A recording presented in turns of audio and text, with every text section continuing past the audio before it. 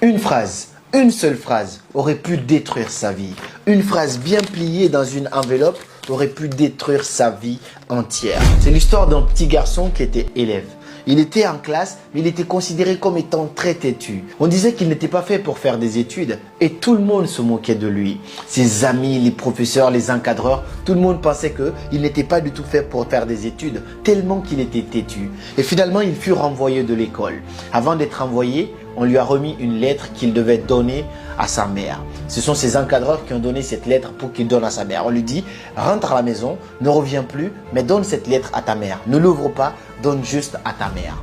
Le petit, il rentre à la maison, il est inquiet, il voit sa mère, il dit, maman, j'ai été renvoyé de l'école. Il était un petit peu triste. Il dit, par contre, on m'a donné une lettre que je devais te remettre. Sa mère récupère la lettre, elle s'assoit avec son fils, elle ouvre la lettre, elle commence à lire. Pendant qu'elle lisait, les larmes commencent à couler. Elle pleure, elle pleure. Et le petit garçon, il est inquiet, il dit, mais maman, mais qu'est-ce qui se passe? Pourquoi tu pleures? Il dit, non mon fils, ne t'inquiète pas. Sur cette lettre, il est écrit que tu es beaucoup trop intelligent pour cette classe et finalement, tu n'as pas ta place dans cette école. Donc, tu vas devoir continuer à étudier à la maison, mais ne t'inquiète pas, je serai là pour toi. Donc, il a fait comprendre au petit que le petit était un génie, mais qu'il était trop fort pour cette classe. Il fallait que lui, il fasse ses études à la maison. La dame a bien encadré son enfant et lui a mis tout à sa disposition pour que l'enfant puisse faire ce qu'il voulait. Quelques années plus tard, le monde entier, le système éducatif ne savait pas qu'il venait de mettre à la porte l'un des plus grands inventeurs de l'histoire de l'humanité qu'on appelle Thomas Edison. Thomas Edison fut l'un des plus grands inventeurs qui inventa l'ampoule électrique et plusieurs autres inventions. Quelques années plus tard, la mère de Thomas Edison décéda. Et quand sa mère décéda, il retourna chez lui et regarda un petit peu beaucoup de papiers qu'il essayait de ranger et il tomba sur cette lettre qu'on lui avait écrite lorsqu'il avait 9 ans. Il prit cette lettre, il l'ouvrit finalement pour lire, pour voir qu'est-ce qui était vraiment écrit là-dedans.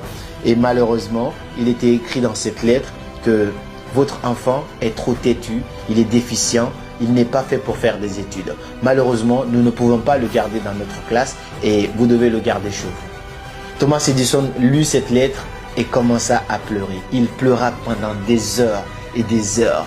Il était choqué et finalement, il retourna cette lettre et écrit au dos, Thomas Edison était un enfant têtu et déficient, mais grâce à une mère héroïque, il devint l'un des plus grands inventeurs de l'histoire de l'humanité.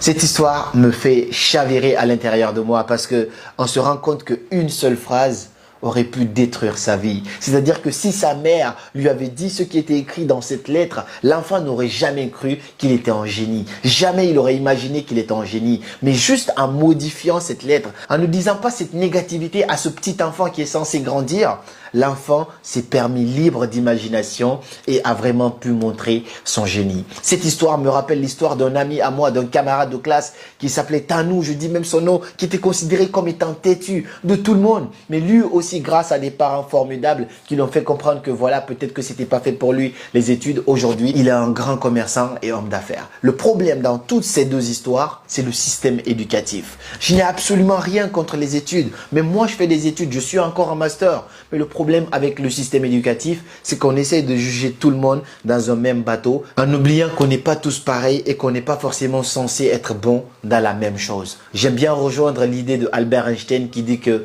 tout le monde est un génie. Mais si vous jugez un poisson par sa capacité à grimper un arbre, il va croire toute sa vie qu'il est stupide. Mets-le dans l'eau et tu verras de quoi il est capable. Alors tout le monde est un génie. Lorsque tu prends Lionel Messi, son parcours scolaire, on ne sait pas, on n'en a même pas entendu parler. Il était peut-être pas du tout bon en classe, mais mets-le sur le terrain de foot, passe-lui la balle et vois à quel point il est incroyable. Les Sadio Mané, donne-lui la balle et vois à quel point il peut te montrer qu'il est un génie. Là, je te parle des footballeurs, je peux te parler des Pablo Picasso, je peux te parler des Boubou Design, je peux te parler des Kabila Amé. Chacun a son génie dans un domaine différent.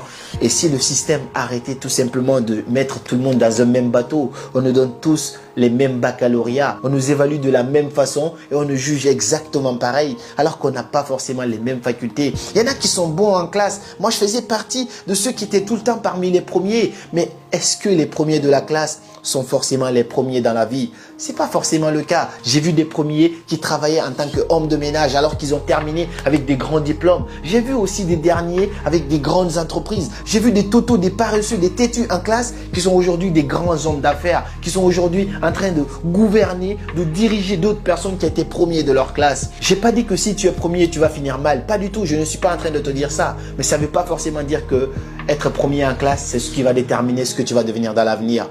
Si le système éducatif arrêtait tout simplement de traiter les gens de têtus, de juger les gens, de mettre de la négativité dans la tête des gens et comprendre qu'on n'est pas tous censés être bons dans la même chose. Aujourd'hui, le système éducatif pousse tellement de gens en dépression. D'après une enquête réalisée par une université privée à Rennes, en France ici, 60% des étudiants présentaient des signes de dépression, des petits signes de dépression. Le système éducatif met de la pression. Vous devez rendre ça tant. Si tu n'es pas bon dans ça, on écrit déficient, défaillant, t'es pas assez bon, nul, doit se revoir, a des problèmes psychologiques. Mais non, t'as pas forcément un problème psychologique. Peut-être que là, c'est pas ton truc. Mais peut-être que le dessin, c'est ton truc. Peut-être que la musique, c'est ton truc. Peut-être que le foot, c'est ton truc. Peut-être que les réseaux sociaux, c'est ton truc. On n'est pas tous censés être bons dans la même chose. Et si on commençait à un petit peu avoir cette ouverture d'esprit et comprendre que dire des choses négatives à une personne aujourd'hui pourrait détruire sa vie tout entière. Donc que ce soit à l'école ou même dans la vie courante, évitez de dire des choses qui vont peut-être marquer les esprits des gens. Pour finir cette vidéo, j'ai juste une question pour toi. Est-ce que tu penses que si la mère de Thomas Edison lui avait dit exactement ce qui était écrit dans cette lettre, est-ce que le monde entier aurait connu ce grand inventeur de l'ampoule électrique? Ça, c'est une question à laquelle j'ai beaucoup songé et j'ai hâte de te lire dans les commentaires. Suivez vos rêves, ils connaissent le chemin.